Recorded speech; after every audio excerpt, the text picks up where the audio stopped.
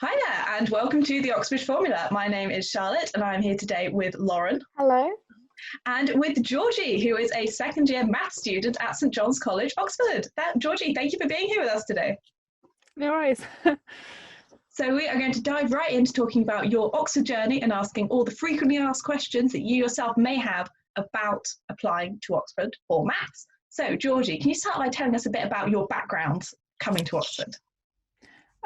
So I come from a state school, two state schools actually. I went to one of the worst state schools in the country, as described by the Daily Mail. Trustworthy source. I actually found it really great. I was allowed to do my GCSE early, so I did GCSE maths in year 9, and then I did A-level maths in year 11. Obviously, this is a very non-traditional background. Most people don't do this. It's completely fine if you don't do this. I was very lucky to do this, but and then when I went to sixth form, I went to the big sort of Shropshire sixth form that serves basically the whole county. And then I did further maths and physics and German. I think it was only like 2 years ago. I should definitely remember this. But yeah, I just really enjoyed maths at the time, and I mean, I enjoyed like languages as well, so it was really hard to choose, but eventually I found that like maths was the thing I gravitated towards most. So yeah, I'd just done basically a lot of advanced maths for the past like 4 years. So I did A-level maths and then I did further maths, and I just really got into it from there. No hard feelings from the linguists here, don't worry. No, it's fine. I'm not saying we do German degrees or anything. It's cool, Georgie. No. Nothing like that.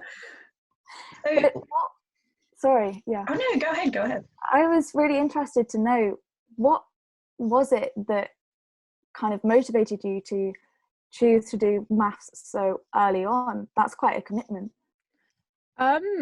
They just kind of gave me a GCSE paper in year 9, and then I got an A star on it, and they were like, okay, you could just do it this year. And I was like, okay. And then I did it. There were like 4 of us. There was me and 3 other guys. And of us, 2 of us went to Oxbridge. And the other 2 went to pretty good Russell Group universities as well. So yeah, it was just this like random class of 4 of us in years 9, 10, 11. And we didn't get much done, but we did get an A-level. So yeah. So how much do you think that has contributed to where you are now? It really gave me sort of an insight into what it was going to be like working on my own, because it was just 4 of us and a teacher who like didn't super know the material. He would just kind of like guide us in the right direction. It was very sort of like, I'm doing this myself, right? Like it was me sitting down with a textbook and learning on my own, which is something that you have to do a lot at university. Like you get a lot of content from the lectures and stuff, but at the end of the day, like it comes down to you sitting in your room, potentially with a textbook, like learning on your own. So it was an insight into that. I think it like set me up for A-levels and then university, I think. So when you were like guiding yourself through that content, was there anything that perhaps came to you more naturally? What do you mean? Was there like a topic that when you were kind of reading those textbooks that you kind of tended towards because it was more kind of accessible to you, kind of guiding your own independent learning? Yeah, there were a few topics I sort of gravitated towards, but that's like the same whichever subject you do, I think. I tended to go towards the pure side, and I always think that like people doing maths tend to come in from a really pure side. They're like, oh my gosh, I love like the pure parts of further maths A-level, I love the pure parts of maths A-level, and then they get into university and they realize that the pure stuff is, most of it is actually applied stuff. They don't tell you that calculus is applied. Saying calculus is pure is just like applied maths propaganda. I mean, actually, that's not quite true. You can do like a really pure side of calculus, but most of the calculus you use is going to be in applied maths because it's sort of looking at change in situations. Some people call it like the maths of infinite behavior, and like we're in the real world, so everything has infinite behavior. So yeah, most of the people I know who do calculus sort of are doing like fluids, or they're doing quantum dynamics or things like this. It's also used in stuff like machine learning. So if you want to do pure stuff, you have to do like number theory, or you have to do abstract algebra, like group theory. I don't know if they do that at A level. I think they do it at OCR. I'm not sure. I didn't do it, but I heard of it. So yeah, I tended towards the pure side, and even now I still tend towards the pure side of maths. So that was something that kind of like was a continuous line. Awesome. And did that influence you when looking at university courses? Not really. Most maths courses they cover relatively the same content, I guess. The thing that did make a big difference for me was For more information on Oxbridge College's subjects and to get help with the application process, visit oxbridgeformula.co.uk. Click subscribe and ring the notification icon to be notified when we release new content. the stuff that you don't learn in A level. So lots of university courses from other universities that aren't Oxford or Cambridge, for example, go through a lot of stuff in quite a bit of detail, like what is a function, what does surjective mean, what does injective mean. Yeah, that's okay if you don't understand those words. No, those listening will, that's what matters. Maybe. And also just like the structure of a proof. So in Oxford, you're kind of like expected to know what a proof is, so you don't like go over that in a great amount of detail. You do like, there's this course called Intro to Uni Maths, which is in the first week or 2 weeks, I think. And that goes through like all of that stuff, but it's like a crash course, you know. It's stuff that you should most, like, some of it already know, but it's like building on that a bit. So you learn things like what a contrapositive is. So for example, if I have x implies y, it's also true that not x implies not y. Sorry, not y implies not x. And you can use that to prove stuff. So yeah, if I'm trying to prove that x equals y, but I can't do x, like x implies y, then I can just like flip it around and say not y, and then I can show that implies not x, and that's equivalent. So yeah, you learn like a lot of useful little tips like that in the course. But I think in other universities you go over it a lot slower, and I didn't want that. I wanted to do it quickly and then get on to the real stuff. Nice. So you mentioned that looking at the topics that weren't taught at A level were a big factor in your uni decision. What sort of things are you excited to do, like doing maths at degree level? I was really excited for analysis, which is like calculus but more. It's like if calculus is like the way that things sort of change, analysis is asking what is a smooth thing, when can I differentiate something, what does it mean to differentiate something anyway, like what is integration, why is integration the reverse of differentiation, all this kind of stuff. It's really fun. It's really cool. And next year I'm going to do a course called functional analysis, which is analysis but in infinite dimensions. Mind-blowing. I mean, literally to us, we don't know what it is. Sounds awesome. I mean, I don't know what it is either. My tutors both do functional analysis, and they always seem really into it. So I'm very excited for it. Every so often in the tute, they'll be like, "Oh yeah, this is a functional analysis result," and I'll be like, "Oh, hello, soon."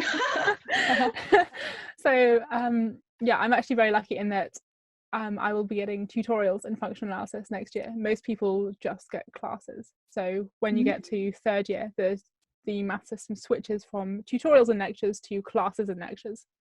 So you're in a bigger group, just because they don't have enough specialist staff to be able to teach in like groups of 2 and 3.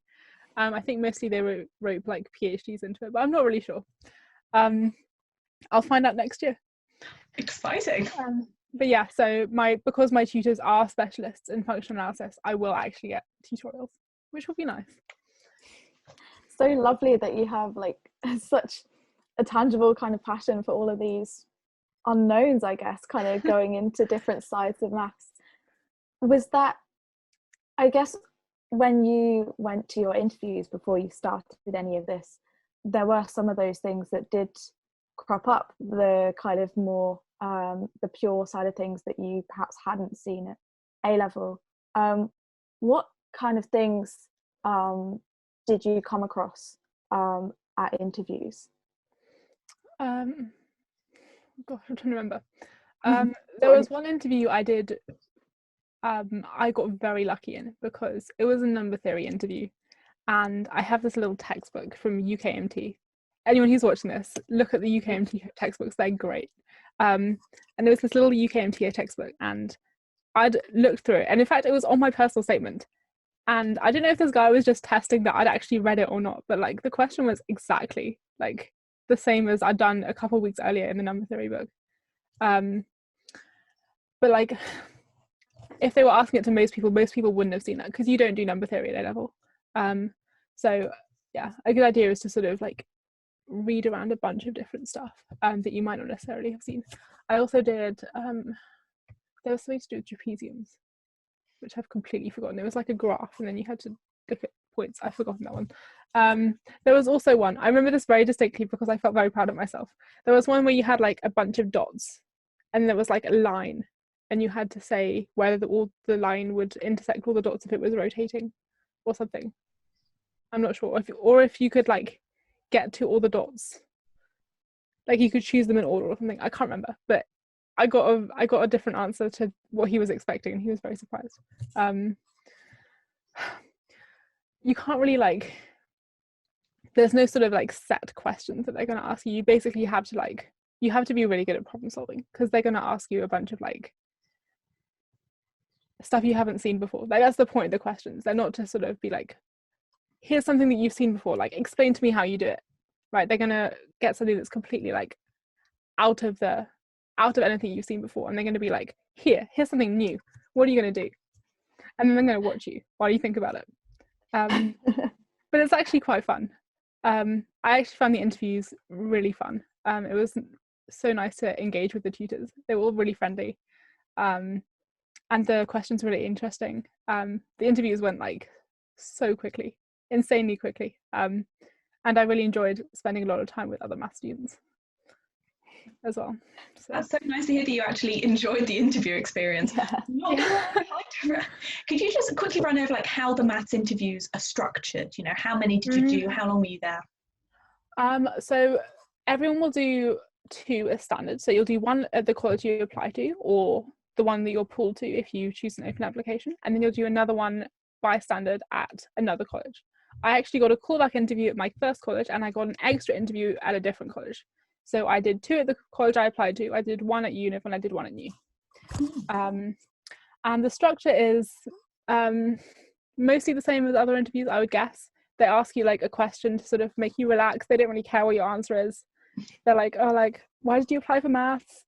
We're also going to ask you that, just FYI, you know. And we do care. I think I had a what's your favourite number? And then I got really excited about the number E to these like poor interviewers, and they're like, okay. Admit. Yeah, it's a really good idea to show that you're passionate, by the way. If you're passionate, then you're easier to teach. So that's a good thing to show in your personal statement as well, but I'll get to that. And then they'll start you off with like a sort of introductory question, and then the questions will kind of build up, and you want to like remember the sort of skills you learn in the easier parts so that you can use them in the harder parts, because that's why they're asking them.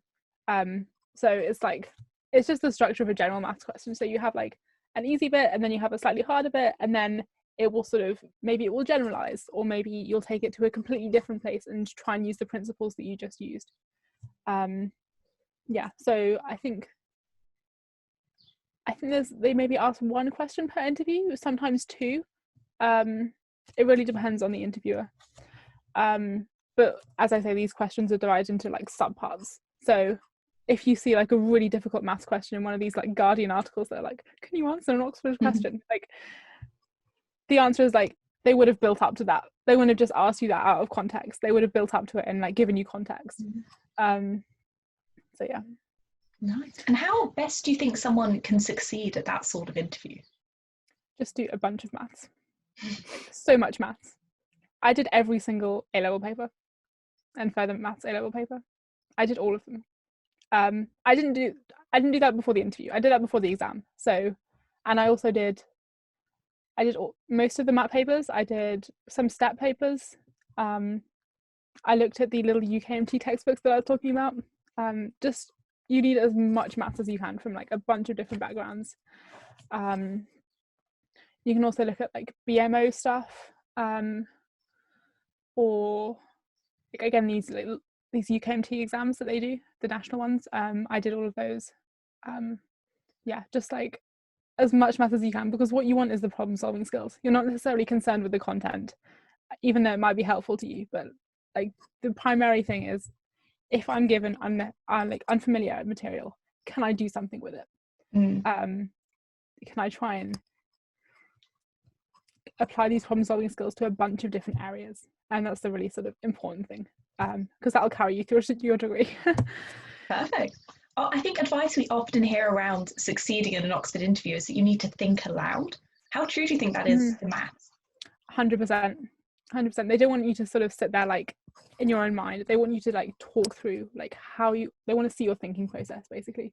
So if you see, let me think of a good example.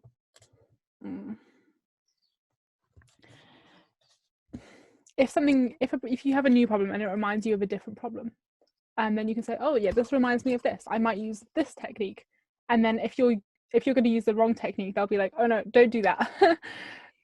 Use this one instead.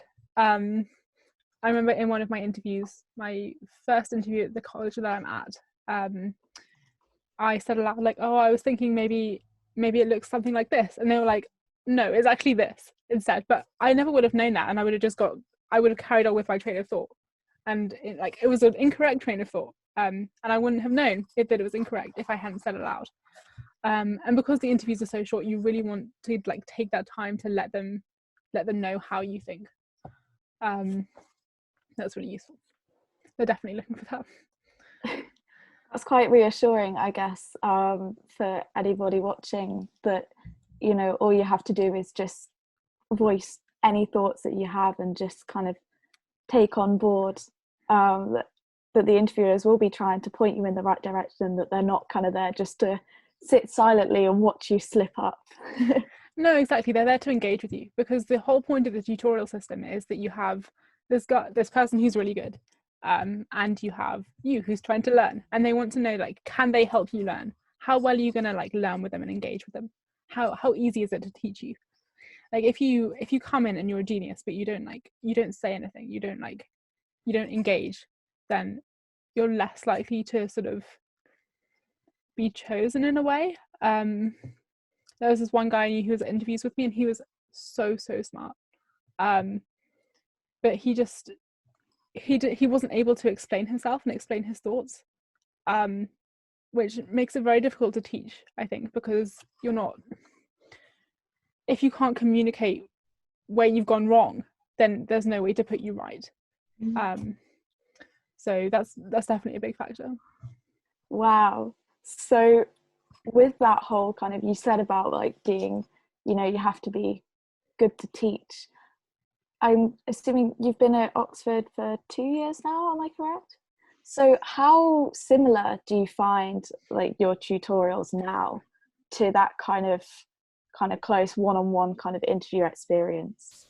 It's a bit different, because when you come to a tutorial, you've already done work. So you have your lectures, then you have a problem sheet, which is for everyone in the year. You do the problem sheet, you hand it into your tutor will mark it, give it back to you, and then during the tutorial we'll go through where you went wrong. And there's significantly less engagement because you've already done the work. Like they've already asked you the questions, so to speak. Like occasionally in the tutorial they'll try to engage you with you. They'll be like, so what does the dimension of this vector space tell us about its kernel or something? A really bad example, but like occasionally they will engage with you, but some tutors don't. But you've already handed in the work, basically. But yeah, the good thing is that like if you need to speak up and you need to say like, actually I don't get this, can you explain it to me? Then you do have that engagement, and that's where it's really important, I think, because you need to know how to like voice where you're not understanding. Like you need to find your slipping point, and you need to sort of say like, oh, I don't really understand like why the group does this in this situation, or like, yeah, things like that. Nice. Okay, Would you nice. recommend, like taking that same strategy in the interview? How do you feel about, people in the interview saying, I don't understand this. Can you explain it further? If you don't understand it and you need an explanation, then totally ask. Like, it's better than sitting there in silence being like, I don't understand this, but I don't want to say anything. Like 100%, like if they need to repeat the question, if they need to use different words, just ask. They're not going to hold it against you unless you're really not getting it. But yeah, it's okay to keep asking. It's better than sitting there in silence and just trying to think about it without getting anywhere. Or if you think about it for a while and you're like, actually, I don't understand like this one bit, can you like explain that in a different set of words, then that's completely fine too. Yeah, again, just like display what you're thinking. So if you don't understand at all, you don't know where to start, then just say that, and they'll be like, oh, maybe have you seen this thing before, or like they'll give you a hint, because they want you to succeed, they don't want you to sit there and like feel like rubbish. Yeah. They're trying to help you. Don't be so scared. So now that you've got these experiences of like actually, as you said, being able to go away and work out the problems and then bring them back and just kind of go over the kind of fine-tuned details of what you need to work on, was there a point in doing all of this kind of work, or perhaps going over problem sheets on your own or with friends, where you thought, I've got this, I guess I'm an Oxford mathematician now? I never think that. Really? Even occasionally when I'm like walking into the mathematical institute, I'm like, oh, I made it. But when I'm doing the problem sheets, I'm like, why am I here? But everyone is like that. The problem sheets are meant to be really hard. They're meant to be harder than you can manage, basically. Like there'll be some easier questions, but at the end of the day, they have to really test you. They have to make you think out the box and learn something new, because if you're not learning something new, then what's the point? Like I often hand in problem sheets incomplete. Once I handed in like half a problem sheet, it was week 8. I couldn't be bothered. I couldn't do it. It was too hard, so I just took it to the tutorial, and like the tutors will understand. It happens. Because they're meant to be hard. You're not meant to do all of them unless you're like big brain genius. But the vast majority of people are not. And it's okay to not be. That's just like, if you get there, you're at Oxford, right? You're already doing great. But it's hard to have these moments of like awareness. Occasionally I have it like in really random places, like when I'm walking to the gym, I'm like, oh yeah, I'm in Oxford. But yeah, it doesn't really happen when I'm doing the problem sheets. So do you mind me asking what topic was that in week 8 where you just kind of went, no? I think it was differential equations. I really suck at differential equations. Why do you think that is? I think it's a very applied subject. It's very like, take this like equation and then solve it. Most pure maths isn't like that. Pure maths is like, when does this definition apply, or does this thing exist? Applied maths is like, right, can I solve this, or like, how well can I solve this? So yeah, it's just not really like what I go for. And also just like, I find calculus quite hard. I find integration quite hard. Just in general, like it's not an easy topic for me at all. Yeah, like in first year you do things like you do multivariable calculus, which is just calculus with extra variables, as you can tell from the name multivariable. And you do Fourier transforms, which I like. I'm not going to explain, but they were really hard and I couldn't do them at all. But for some reason they were my highest mark in the exam. So wow. Yeah, I think like the problem is that when I look at a subject, I try to understand it completely. And a lot of the time in applied maths, they don't give you all the details of the proofs, because the important thing is the solving. So they don't want you to focus so much on the proofs. But because I don't completely understand what's going on, I kind of panic when I get to the equations and I'm like, I don't know what to do. And then that sort of carries through into my street sheets, because I don't know how to approach it because I don't understand it properly. Yeah, I have trouble with that sort of suspension of belief that comes when you're trying to tackle one of those problems, I think. But as you said, that's completely okay. Like, yeah, occasionally I get to the tutorial and I'm like, I didn't get it. Can you just explain it to me? And then like my teacher in that subject was quite a sort of visual thinker, which really helped. You have to be quite a visual thinker for applied maths, because it's all about like graphs and like looking at what like is taking a sort of complicated equation and being like, what do these things mean if I like write them down? So that was actually really helpful. He was a very good tutor. oh, nice. And there's just one word lingering in my brain, or maybe two, and it's the Fourier transformations. I know you said you're not going to explain it, and that's okay, but if I'm just thinking there might be someone out there who's heard that and thought, oh, I'd like to learn more, what would you tell them to expect?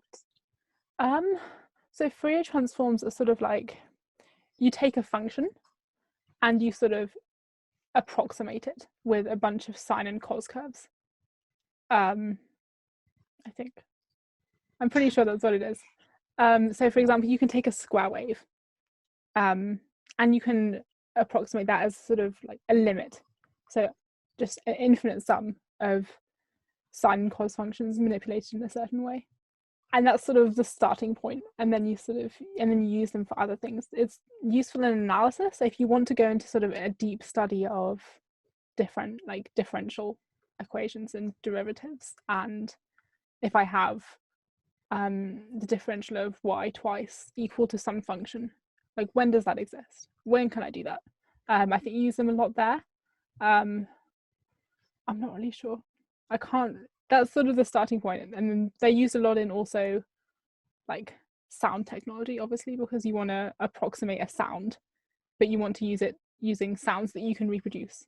So yeah, that's sort of like the starting point, and it can lead to like either really pure stuff or really applied stuff. So I guess that's why we did it in first year. But all the maths notes are online, like for free for everyone, if you just want to Google it. Thank you so much. Yeah, absolutely. So we've been chatting about the interviews a bit, and then a beautiful tangent into your tutorials and your daily life. If we could just go back for a second, back to you, little fetus you, applying for Oxford. There are obviously 2 steps to get through before you get to your interviews: your personal statement and the mat. Dun, dun, dun. Should we start with your personal statement, just to go chronologically? How did you approach writing that? I just wanted to show that I really liked maths. That was sort of Solid my start. overarching strategy. In maths, I think some of my tutors didn't even read my personal statement. One of them asked me like specifically about a book I'd read, and I was like, as I wrote on my personal statement. I think the ones who at the college I applied to definitely read it. I don't know how much of it they like took in, because what they really care about is like, can you do maths? If you can't do maths, then that's a non-starter. However like many nice things you write about it. But yeah, I think the key approach is just to show that like you can do the things that they want you to be able to do. I think a really good tip I got was, if you Google your subject and then entry requirements or something, or like entry criteria, something like that, then it will give you like a list of what they're looking for. So like problem solving skills, ability to learn quickly, like motivation, things like this. And you can just like write a list of what they want, and then you like choose events in your life that have like demonstrated that particular characteristic, and then you put them in your personal statement. Nice. Another thing is, don't concentrate too much on extracurriculars. I'm not entirely sure what the sort of percentage I used of academic versus extracurricular was, but it's less than it would be for another university, because again, Oxford don't super care about that. They just want you to be good at what you do, and that's very contrasting to, for example, if you're applying for an American university where they really care about what else you can do. So yeah, that's a good thing to have in mind. I think I just wrote about a bunch of books I read, and then I was like, oh yeah, by the way, I'm also like a black belt in karate or something like that. Oh my God, mine was exactly the same. It was like 97% subject, then I dance. Goodbye. Yeah, exactly. You just wanted to like throw it in there to be like, I am interesting, I promise. I don't just do maths all day. And it's useful if you do something like it's useful if you do something like music, or you're really high level at the sport, because then you can be like, aha, this is perseverance. Look at my perseverance. I'm so great. Applicable skills. We love to see them. Yeah, exactly. Or like attention to detail. That's very important in maths, like attention to detail. And I demonstrated that with like flute playing. I was like, when I practice, I have to have a lot of attention to detail.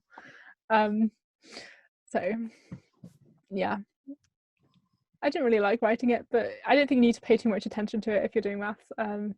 You can just kind of like write about some books you read, and then throw in a bit of extracurricular, and then just do maths.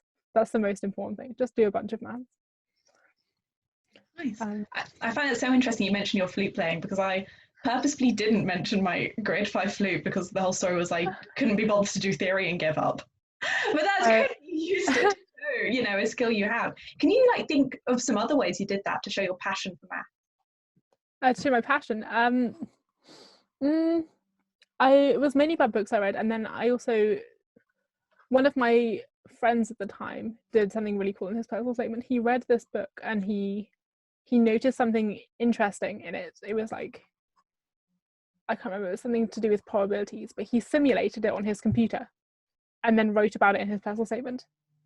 So I think like if you can get something that shows initiative and something like, I really care about maths. This is how much I care about maths. This is how much I want to do maths. I like doing maths so much that I'm going to go out of my way to do maths. That's really what you want to say. So yeah, I wrote about like the little UKM textbook that I mentioned before. I wrote about like another book I read that was more sort of popular maths. I think I wrote about Fermat's last theorem or something, or I wrote about this elliptic curve book I read. Elliptic curves, by the way, are a master's level topic, so if you don't know what that is, do not worry. They're really interesting though, so you should totally look them up. Yeah, you can just kind of read around the subject, and if you're not reading around the subject already, do that. There are tons of really good popular maths books out there. Ian Stewart's a great guy. Simon Singh, I don't know if I'm pronouncing that correctly, but yeah, there are tons of really good popular maths books, and if you write about them, that already shows that you're like interested, and you are doing more maths than is just on the curriculum, which is a big bonus. I mean, I'm glad that, you know, the people who are admitting you to St. John's were actually able to see that passion, because it's come across on here as well. But that's some absolutely stellar advice. I was just wondering, what do you wish you had done perhaps a little differently when you were preparing for your admissions test? Honestly, the only thing I can think of is more maths. I wish I'd like prepared more. I wish I'd done more papers. Like I should have done more step questions. Like I mean, the math paper that I did, I thought was quite hard. There was this question about a goat which haunts me to this day. It was like to do with a locus of like how much grass the goat can eat or something. I don't know. All the past papers are online. So if you want, you can go back to whenever it was, 2018. Was it 2018? No, it was 2017. And find the first goat paper that I did. But yeah, I did okay. I must have done okay, because I got like an average mark, I think, on the sort of bell curve thing. And I got in. So yeah, the only thing I could have done is more maths, and then maybe I would have been able to answer the bloody goat question. Yes, you too can check out that bloody goat question. So as you're preparing, you're doing all this maths, you're doing all these past papers. How are you feeling going into the exam? I was feeling very prepared. I was like, I've done every single past question. They can't possibly throw anything new at me. Because like the past questions repeat, right? Like eventually they run out of things they can ask. For stats 1, I was actually shocked. They managed to ask something novel for stats 1. They kind of like reverse engineered it, because generally in stats 1 you get a bunch of data and then you try and like then you do the sort of stats calculation and then you get an answer. They gave you like the answer and you have to work back to the original data. It was crazy. I was like, this is interesting. A stats 1 paper is interesting.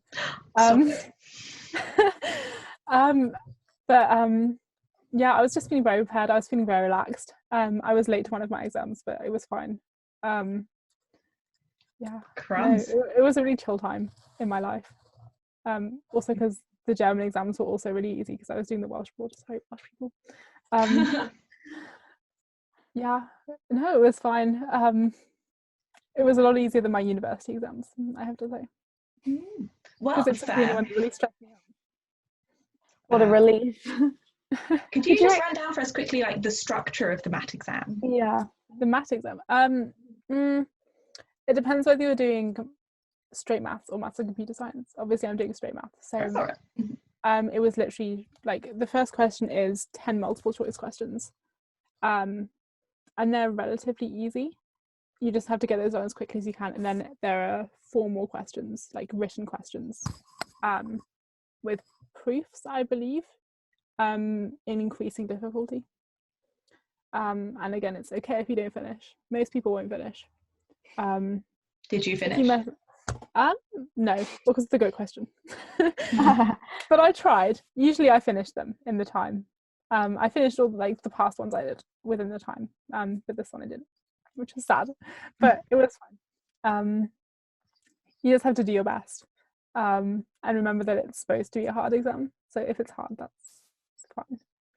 How kind of in-depth did you aim to go with your proofs? I thought generally it was quite clear how in-depth you need to go. You don't need to, the content is just C1 and C2. Actually no, they didn't do modules anymore, do they? It was like the very early parts of A-level. So stuff that you would just do in A-level maths, not A-level further maths, which is different from the STEP exam for Cambridge. So you won't need to go much more in depth than a regular old A-level proof. I don't think they were expecting that. Just try and justify things that you write down if you don't think they're obvious. Actually, no, try to justify everything. My teacher says that if you're writing something as obvious, it's because you can't justify it, which is true like 90% of the time. So yeah, if you're writing something, then just like say because of this. So like this quantity that I want to find is the product of these 2 quantities because this. Yeah, so just try and like back up what you're saying. Excellent. Always a good idea. You made a few comparisons to the STEP exam there, which is really interesting to think about. Did you ever consider Cambridge for maths? Yes, I did. But I didn't in the end because I thought the exams would be too much pressure. And other reasons. Also, like, because Oxford is just a nicer place, I think. But like there isn't a whole big difference between the Oxford and Cambridge courses, I don't think. Like obviously they're different because they're different universities. Oxford has a full set of course notes, whereas Cambridge doesn't. I think they just rely on this one guy who like wrote his own notes for the year and then like published them online. I don't think, I'm pretty sure that's what I've heard, but Oxford do have their own set of course notes and they're all like completely open access on the website. So like you can go look at them right now if you wanted. You don't have to have a maths login. So yeah, I did consider it. I chose Oxford in the end for various reasons, as I say. But yeah, a big factor was the exam. I really didn't want to take the exam because it's notoriously difficult. It would have required a lot more prep than I actually did. I just didn't want the extra pressure in like June because the MAT exam is taken in like around November time, I think, but the STEP is taken at the same time as you're doing your A-levels, which I didn't want to do. I thought that was extra pressure and I didn't want it. So yeah, I found it just easier to get the exam under my belt and then just go on and do my A-levels. It's interesting that the exam factored so strongly into your decision there, even though obviously it's only one step. I kind of thought that like once I got to Oxford or Cambridge, then my sort of experience from there was going to be relatively the same academically. But the thing that was sort of the pressing issue for me right then was, am I going to get in or not? And I didn't think I could necessarily get in with a STEP because I go to pieces in exams a lot of the time, especially if they're hard. I have been known to cry in hard exams. Happens to the best of us.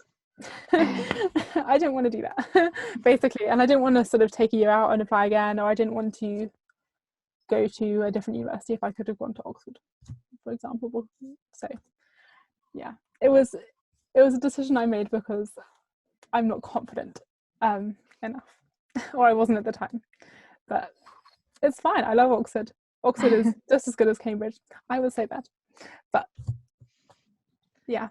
So blessed. I mean, no one can blame you there, and I mean, obviously we're glad that you joined the dark blue side, but no bias intended. But I guess you said about the student experience, or like the academic experience, being quite similar from both universities, and I guess that can be true because you cover a lot of similar, you know, pure and applied mathematical content, and you get high quality teaching. But one thing that can affect it, I guess, is the number of people who are admitted to the university, and also the type of people, because I was talking to somebody studying maths at Cambridge the other day, and she said that as a female mathematician she was one of about 40 people, whereas if she was male then she'd be one of about 200. I wonder if you could tell us a bit about what it's like to be a female mathematician at Oxford. How much does that affect you on a day-to-day? Most of the time it does not affect me at all. Honestly, I think Oxford is a really friendly place for female mathematicians. We have a lot of really strong female role models. Like my favourite lecturer is like Ulrika Tillman, who's now head of the London Mathematical Society. She's amazing. Vicky Neal, also amazing. Like one of my favourite people, honestly. Like you have these really sort of great people who are teaching you in first year, and it sort of shows you that you can do it, you know, you can make it. Yeah, and there's also the Mirzakhani Society, which is similar to the Ethos Society in Cambridge. Like, I don't know if anyone's mentioned that, but yeah, it's like free cake every week. Yeah, and they do this event called Sip and Solve, which again is every week, and you go and you have free cake and you just kind of sit around with like other women. And like also last term they did an online sort of crafting session with Vicky Neal, and she was showing us how to make like little like Celtic knots and sort of these fun drawing things, like mathematical drawings. It was a great time. I had a really nice time. I might have them actually. Hang on. Yeah, I've got them here. So like these things. Oh wow. Oh, they're cool. And those. Ooh, they look so mathematically correct. She was encouraging us to think about like the relationship between the number of like loops there were. Because if you look at these ones, these only have one loop, but these ones have 4 loops. And she was encouraging us to think about like the relationship of the number of loops to the amount of like sort of partitions on each side as well. So yeah, it was just a really fun afternoon. So it's nice to have a bunch of places where I can go sit with female mathematicians. I've made a lot of really good friends in the society. So yeah, it generally doesn't affect me. It was weird kind of going to interviews because there were a lot more men than women there, obviously. But actually in my college, the amount of people doing straight maths, there are actually more girls than guys.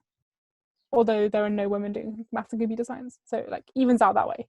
But yeah, there are 3 out of 9 people doing maths and joint subjects in my year. Sorry, girls out of total doing maths and mixed subjects in my year, and 5 of us I think are doing straight maths. So we're actually the majority. But yeah, it's been really nice actually being a woman in maths. And yeah, there are some issues with firsts, like fewer women get firsts still. Sorry, bit of dirt on my screen. Just me.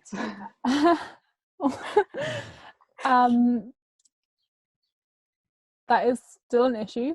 I think there are a lot of factors to it, and that is something that I think people are sort of working on alleviating in some way. But overall, it's a really good place to be a woman in maths, I would say. And I guess to see the change, you have to be the change as well, which is why it's so good that you applied, and many women like you who want to do the the crafting afternoons and colouring and drawings and stuff as well, to have a bit of downtime but also just enhance kind of your maths experience. That sounds really inviting. I'm sure I'd go along. Just for the free cake. Oh, of course. Yeah, you mentioned, there are unfortunately no women at John's in your year doing computer science. Or maths and computer science, sorry. No, but I do know women doing maths and computer science. Just John's isn't a place where there are. Yeah, there, they do exist. It does sound like that. They do exist. Can confirm. I know multiple. You can't have everything. No. There you go. I was just wondering if you yourself considered doing maths as a joint school subject. I did briefly consider maths and philosophy. Ooh, how was that? But then I realised I suck at writing essays, so I didn't go for that in the end. I know one person who's doing maths and philosophy, and she's now basically switched to all philosophy. But you can switch the other way and do basically all maths instead. It's completely up to you. I never really considered it. I feel like I should have done maths and computer science in the end, maybe. But at the time, I didn't know that much computer science. The advantages of doing maths and computer science is that if you're a pure mathematician, then you don't have to do any of the yucky applied stuff. You don't have to do like calculus and things like this. You get to do functional programming, whatever that is. I hear that it's opposed to object-oriented programming. I don't know what that is either. But if anyone here is listening who knows computer science, then I'm sure that means a lot. Send her a message. Please. You can also do maths and stats, and that doesn't make any material difference in first year. In second year, you can then choose to do more statistical options.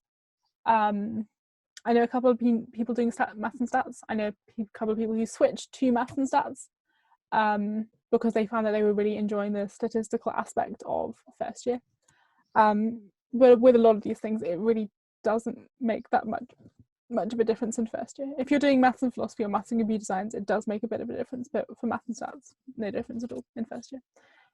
So you can just kind of play it by ear, and I'm pretty sure you can switch between them as well. I know someone who started off doing maths and computer science and then switched to maths in second year, but they are from Merton, so Merton made them study like a bunch of different subjects over the back, and then take exams in them the following year, which was pretty intense, but they managed it just fine because they're very smart. So it is possible, but the sort of procedure for doing it depends on your college. But you don't have to be sure. You can do whatever you like, basically. And if you don't like it, then you can switch.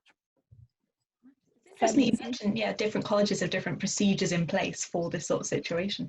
How much do you think college choice matters, when you're doing maths? Not a whole lot. That isn't to say your experience won't be different if you go to a different college, but they won't necessarily be better or worse. I think most people have tutors that they like more and some tutors that they like less. Some colleges have different procedures as I say for switching, but that doesn't affect a whole lot of people. A big factor for me was how close things are to the Mathematical Institute.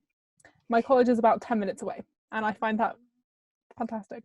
If you go to Somerville, you are literally right next to the Mathematical Institute, and there's actually like a path from Somerville that goes straight to the Mathematical Institute. I can confirm, as a Somervillian, we have a gate that literally just walks straight into it. Yeah, so that is a factor, but not the end of the world. Also, if you go to Hughes, being so far away from town isn't that bad because you're on the side of town that leads to the Mathematical Institute. Another big factor for me was in college accommodation. So I wanted accommodation for all your 4 years in college. So I specifically applied to a college that did that. So most of the aspects of college life that sort of change are not relating to maths, if that makes sense. So like I wouldn't choose a college based on maths. I would choose a college based on like how wealthy they are, how generous they are, how close to the mathematical institute they are, how close to town they are, how big the college is was a big one for me as well. I didn't want to go to a tiny college. So yeah, just because I was used to massive schools. Like my state school was like 1,200. My sixth form was like 3,000 or something ridiculous. Wow. I can't remember. It was huge. I didn't My know biggest sixth form in Shropshire. There you go. Yeah. Yeah, so that was what most of my decision was based on. When I actually got to John's, I found out that it was supposed to be the best college for maths. And then I was like... It was fate! I was very intimidated when I got there. I managed to get in. I don't know how, but I did. But yeah, a lot of people applied to certain colleges and then they just get pulled. So I met a lot of people at interview who are amazing mathematicians, and then who just got like sent to a different college. So there's a lot of like switching around, more than there is at Cambridge, because you have more interviews. Like the difference being that you do the exam before your interview. So like they already sort of screen for people who are bad at maths, and they're just like, so they interview like 40% of the people that apply as opposed to 80%, I think. I'm not really sure. But yeah, so it's a lot more fluid in Oxford. There's a lot more moving around between colleges during your interviews. Yeah, but I don't think it's that big a deal. Like, I don't know anyone who hates their college. It's kind of chill. Just apply to the like one that is pretty or like appeals to you in some way. And would you say that reputation is true of John's, that it is the best college for maths? Yeah, we have some really smart people. Like there's this girl in the year above me who's just genius, like insane. There's also this guy in my year who's like, again, just insane. I never have I never have any restrictions on people to ask questions. I think John's is the best college for maths because it chooses the best people though. Like it's not because like the teaching is better. No shade to my tutors. My tutors are great, but like everyone's tutors are great because we're in Oxford and these are literal maths professors. So yeah, it's a really good college for maths, but I think that's a lot of just because of who they choose. Yeah, but like everyone in the year above me got first. So I smiled when you said about like the wealth of St. John's, because I think it is a kind of widely known thing around Oxford that you guys aren't short of financial support. But I guess that leads me on to a final thought that I had. I know that maths is a really hard degree, and credit to you all, but in doing it you do have some incredible career prospects at the end of it because of that. I was wondering, do you have any plans in mind for the future once you've finished this course? I know it must be never ending, but I have vague plans to go into tag. So this summer I've been doing a bit of programming. I'm looking at software development, and that's actually a very common path for people. A lot of people go into either consulting, or they go into trading, or they go into tag. Those are the three sort of big sectors that people go into. I know lots of people who just are like, I'm going to move to London and I'm going to sell my soul to a financial company. But it's fine, they're going to get a lot of money and then they're going to be able to do whatever they want. Software development is still like a lot of money still. You don't have to necessarily know software or like any programming at all to go into it. Lots of people just go, they get trained and then they become a software developer, which is really cool. I did have this sort of like idea that I was going to do cryptography and cybersecurity, so I might still do that, because there's a lot of really interesting pure maths in cybersecurity and cryptography particularly. I think GCHQ does an internship that's based around cryptography in third year, which I was kind of looking to apply for, but it depends whether I get it first in the exams coming up. If I don't, then I probably won't apply because they are looking for people who are really top of their game. But yeah, there are a bunch of different routes you can go. I just chose the one that was sort of least sell your soul in my view. Nice. And in the shorter term, perhaps just as we finish off, you're going into your third year now, if we ever make it back to Oxford. What are you excited for in the coming year? I'm really excited for the content I'm going to do. So I have exams when I get back because they've been postponed because of you know who.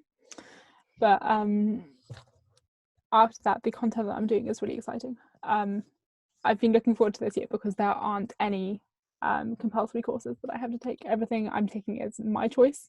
Nice. So I get to do what I'm interested in. And I'm really excited for that. And what is that going to be? Give us some highlights of your upcoming modules.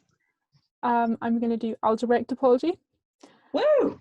We can hear it. We can get some hype. I'm going to do functional analysis, computational complexity, which is a computer science course. So in third year, you get like a bunch of maths options, but you can also take some from the computer science department, from the philosophy department. You can take a history of maths module. You can take a maths and education module, which I was thinking about doing, but in the end, pure maths just won out for me. You can also take maths and stats modules.